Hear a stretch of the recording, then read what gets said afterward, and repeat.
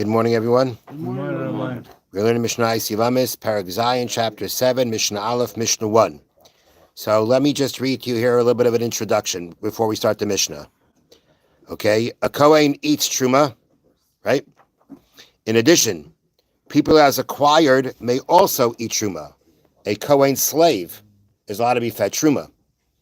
This includes his wife and his Canaanite slaves. Moreover, if his wife owns Canaanite slaves, they too may eat Truma. Okay, so a Kohen can feed his wife Truma. She may not come from a family Kohanim, but it's his wife. He can feed her Truma. He has slaves. He can feed them Truma.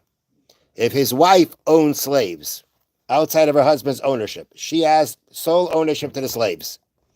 If she's eating Truma, she can feed Truma to the slaves. However, if the Kohen's wife is forbidden to him, let's say he's married to a divorcee, which he's not allowed to be married to, then she is disqualified from eating Truma, and her slaves also may not eat.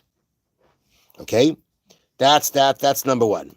Number two, there are two types of properties that a woman brings into a marriage.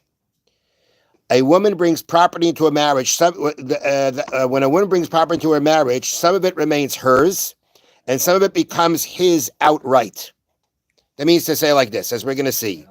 There are certain properties called nichsei malug. That means she brought the properties into the marriage.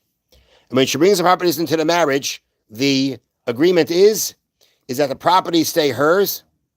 It's her ownership. She remains the owner of the properties. However, he gets the profits. That's the deal. That's how it works. She owns it. He uses it. He has to cultivate it. If he uses it, he's got to take care of it. And if let's say he dies or divorces her, she takes it as is. Let's say it's gone by the time he dies. She gets divorced. Her loss. It was hers the whole time, and now she lost it. That's called nichsei malug. Then there's another type of property called nichsei tzoyin barzel, which literally means properties of the iron sheep. What that means is like this. That means that when they come into the marriage, the husband makes up with her that the value of what this field is right now is what you will get in case we get divorced or I die. That's called nichsei tzoyin barzel. He has full responsibility for it. That means if let's say when they got married, the field or whatever it was, the properties were worth X amount. And then they're lost, they're destroyed, they're gone, goodbye. Well, when he dies, if he divorces her, he's got to give her the value of that field. Because that was the deal. He took complete responsibility for the field. Okay? Let's say the field sticks around. Let's say they're divorced, they're still fixed, and the field sticks around. Now the field is worth more money. She only gets what she brought into the marriage. The value she brought into the marriage, that's it. So you've got the properties that essentially remain hers and he uses, and then you have the properties that basically he takes full responsibility for, which means they're considered like his because of that. So the Mishnah reads like this: Almana l'kohen gadol, an almana who is married to a kohen gadol, grusha v'chalutza l'kohen hedyet, or a divorcee, or a woman who got chalitza, who is married to a regular kohen. Now, hechnisa loy avdei malug v'avdei tzoyin barzel. She brought into the marriage two types of servants, two types of slaves. One are malug, which means she owns them, he uses them. V'avdei tzoyin barzel, or slaves of tzoyin barzel, of iron sheep, which means those slaves are basically ones that he makes up that, he basically takes them over, and he has to give her whatever their value was time of marriage in case they divorce or she becomes widowed. So now she brings both types of slaves into the marriage. So we say like this: Avdei maloig lo yechle b'truma. The maloig servants, they can't eat truma. Why? Because they're hers. They're her slaves. They're not his slaves. They belong to her. And since she's not allowed to be married to this Kohen, she may not eat truma, and therefore her slaves may not eat truma. But the servants that are tzoyin barzel, the servants that were brought into the marriage in which the husband takes over and says that, whatever the value is, that's what you get back if the marriage terminates, those are considered belonging to him. Since he's fully responsible for them, they are considered belonging to him. And if they belong to him, they could eat truma. Because interestingly, I never thought about this, never realized this, a Kohen who marries, let's say a Kohen who marries a Grusha, he marries a divorcee, he's not supposed to be, he's married to a divorcee. Can he serve in the Beis HaMikdash? No, he may not. As long as he's married to her, he may not serve in the Beis HaMikdash. But Truma, he still eats. And therefore, if the servants, the Avdei Tzayin Barzal, those servants which are Tzayin Barzal, the ones that he took full responsibility for, and he has to replace their value if the marriage ends, those are his slaves. If they're his slaves, the same way he can eat Truma, they can eat Truma. Now the Mishnah says, Ve'elohein Avdei Malug. What are Avdei Malug? We already know, because I already said before, but now the Mishnah speaks it out. Ve'elohein Avdei Malug. These are the servants of Malug. Imesu, Meisula. If they die to her. It's her loss. Vim Haisir, if they went up in value, Haisirula. They went up, Haisirula. They went up, it's her gain. Because again, if it's her property, so then when if the marriage terminates, the servants automatically go back to her. Whatever they are, they go back to her. Now, if they are no more, her loss.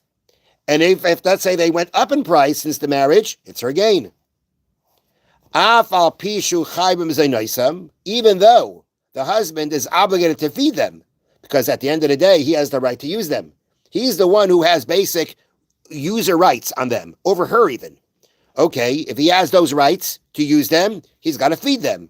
So even though he feeds them, but truma he can't give to them. He'll have to feed them other food, but truma he can't give. Because since they are the property of the wife, and the wife was forbidden to the Kohen, the same way she can't eat truma, they can't eat truma. And these are the servants of Tzayin Barzal. Im Mesu, if let's say they die, Mesulai, they die to him, it's his loss. If they die, he still has to pay her his estate, or he, if he divorces her, has to pay her the value of the servants when they came into marriage. Vim Haisiru, but let's say they go up in price, Haisiru Lai, it's his gain.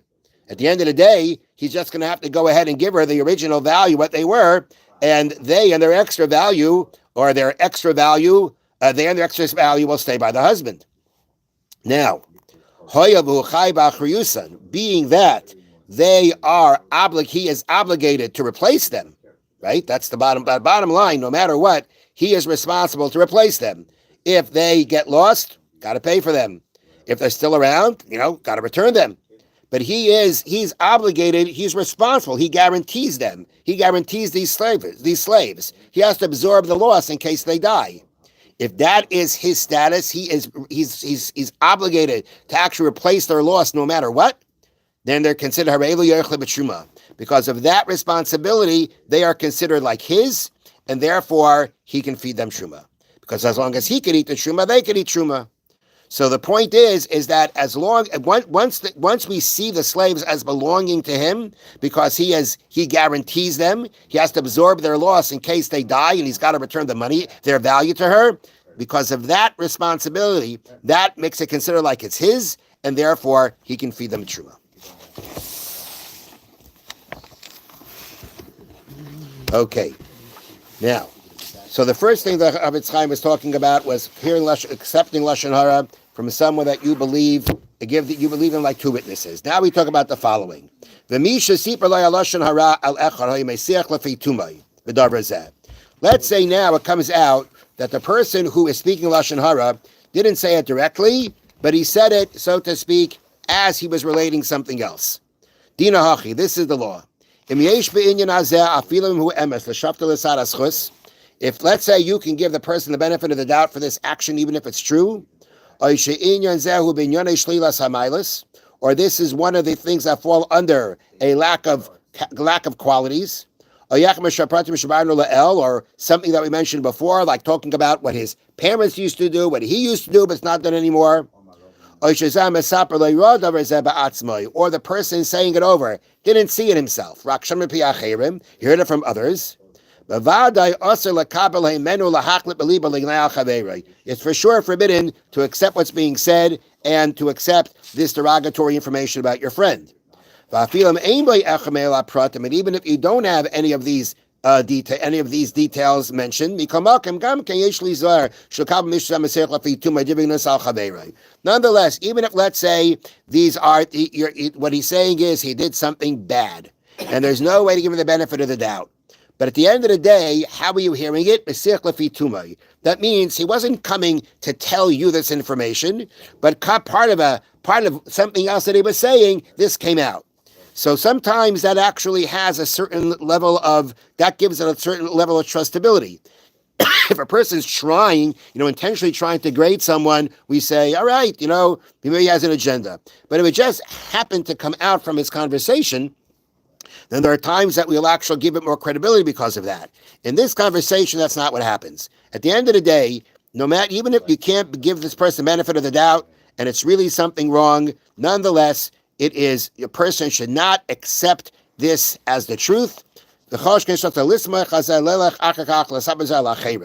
the more so to go ahead and tell others they may not do that, and all the more so not to cause them any kind of damage, monetarily or physically.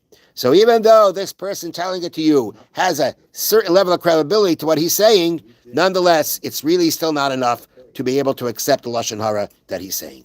Have a wonderful day, and tomorrow there will not be a Mishnah class. How do they... Thank you, Rabbi. Thank you, Rabbi.